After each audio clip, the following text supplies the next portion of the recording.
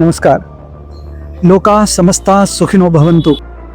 दोस्तों, विश्व स्वास्थ्य संगठन WHO की 2024 की एक रिपोर्ट के अनुसार हर साल दुनिया भर में 30 लाख लोगों की मौत शराब के कारण होती है। और साथ ही साथ United Nations office on drugs and crime की एक रिपोर्ट के अनुसार हाल ही में ये देखने को मिला है कि लगभग 4 करोड़ लोग ड्रग्स की लत से जूझ रहे हैं।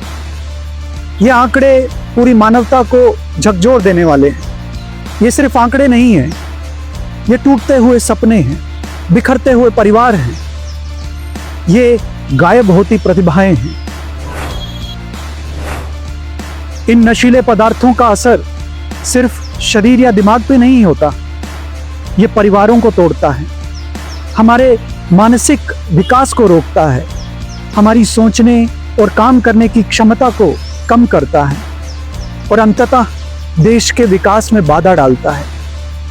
हम सबके सामने आज एक बहुत बड़ा सवाल है दोस्तों, क्या हम अपने देश के भविष्य को बचा पाएंगे? क्योंकि भारत का भविष्य हमारे युवाओं से ही बनता है और आज यही युवा वर्ग नशे जैसी बुराइयों की चपेट में आ गया है। अगर हम आज एकजुट होकर इसके खिलाफ खड़े नहीं हुए तो आने वाली पीढ़ियों को हम क्या जवाब देंगे? 65% जनसंख्या 65% जो भारत की है वो 35 वर्ष से कम उम्र के लोगों की है।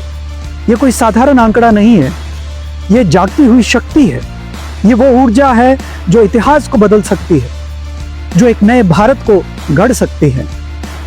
लेकिन ये ऊर्जा, ये संभावना आज एक बहुत बड़ी चुनौती से जूझ रही है और वो है नशे की लत।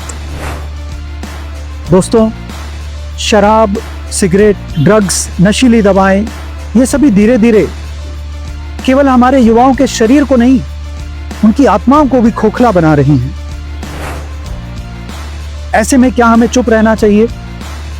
हम कब तक ऐसे चुप्पी साधे रहेंगे? अब समय आ गया है उठ खड़ा होने का, जागने का।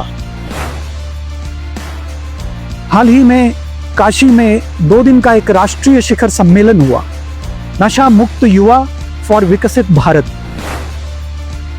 मुझे ये कहते हुए प्रसन्नता हो रही है कि इस सम्मेलन में माता अमृतानंदमयी मठ की युवा शाखा अयुध ने भी भाग लिया।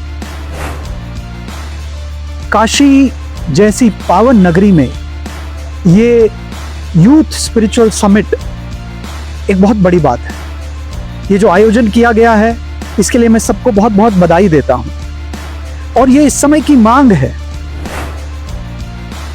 प्रधानमंत्री मोदी जी द्वारा ये जो शुरू की गई एक व्यापक मुहिम है, नशा मुक्त भारत अभियान, उसका ये एक महत्वपूर्ण हिस्सा था जिसमें युवाओं के नेतृत्व में नशा उन्मूलन करने के लिए, नशे को जड़ से उखाड़ने के लिए ये जन आंदोलन बनाने का प्रयास किया गया। और मैं समझता हूं कि स्वयं प्रधानमंत्री जी इस बात को इतना समर्थन दे रहे हैं, ये इस बात को दिखाता है, ये इस बात को रेखांकित करता है कि 2047 तक विकसित और नशा मुक्त भारत का निर्माण, उसमें जो युवाओं की भागीदारी होने वाली है वो कितनी महत्वपूर्ण है। दोस्तों, इस यूथ स्पिरिचुअल समिट के दौरान कई जागरूकता सत्र चलाए गए, संकल्प कार्यक्रम किए गए और युवा केंद्रित अभियान भी प्रारंभ किए गए ताकि ये संदेश देश में पहुंचे कि भारत को स्वस्थ, सशक्त और नशा मुक्त बनाना अब केवल एक व्यक्ति का दायित्व नहीं है, ये हम सब की जिम्मेदारी है। मुझे सबसे अच्छी बात इस समिट की ये लगी कि इसे एक आध्यात्मिक स्पिरिचुअल समिट के रूप में प्रस्तुत किया गया। अध्यात्म के नाम पर हिमालय की पहाड़ियों में गांजा और नशीले पदार्थों का सेवन करना अध्यात्म नहीं है। नशे के खिलाफ अगर आज हर युवा एक अर्जुन के रूप में खड़ा हो जाए तो पूरे भारत में एक सच्ची आध्यात्मिक क्रांति आ सकती है। हमारे भारत के youth affairs and sports minister doctor Mansukh Mandaviya के इस कार्यक्रम के दौरान कुछ शब्द जो थे उनसे मैं पूरा समर्थन रखता हूं कि भारत के युवा इस अमृत काल के पथ प्रदर्शक हैं। अगर हमें 2047 तक विकसित भारत बनाना है तो हमें सबसे पहले नशा मुक्त भारत सुनिश्चित करना पड़ेगा। ये जो यूथ स्पिरिचुअल समिट हुआ काशी में, इसके परिणाम स्वरूप काशी घोषणा पत्र को सार्वजनिक रूप से जन जन तक पहुंचाया गया। ये बहुत बड़ी बात है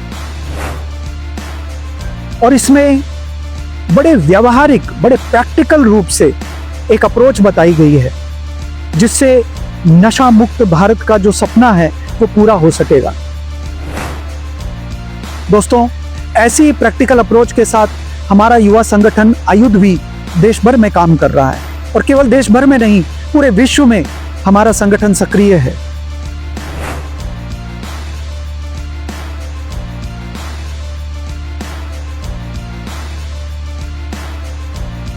नशे के खिलाफ कई वर्षों से आदरणीय माता अमृतानंदमयी देवी, जिन्हें अम्मा के नाम से भी हम जानते हैं, उनके इस युवा संगठन ने, उनके मार्गदर्शन में देश विदेश में हजारों लाखों लोगों को नशे से मुक्त करवाया है।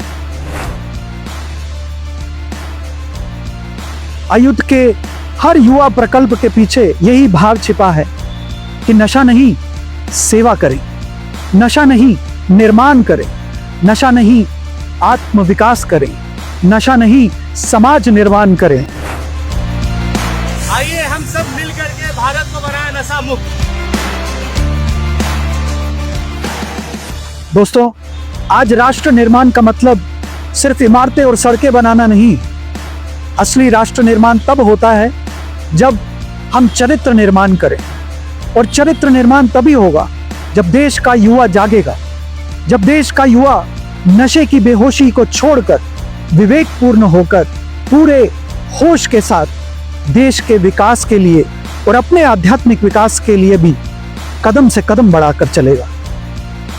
आइए मेरे दोस्तों, इस चरित्र निर्माण में हम सब अपना अपना सहयोग दें।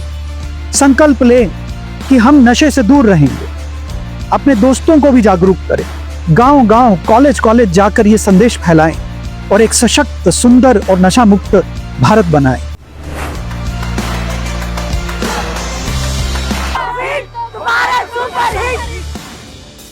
This is us after completing 5 kilometers of cycling and we enjoyed it thoroughly.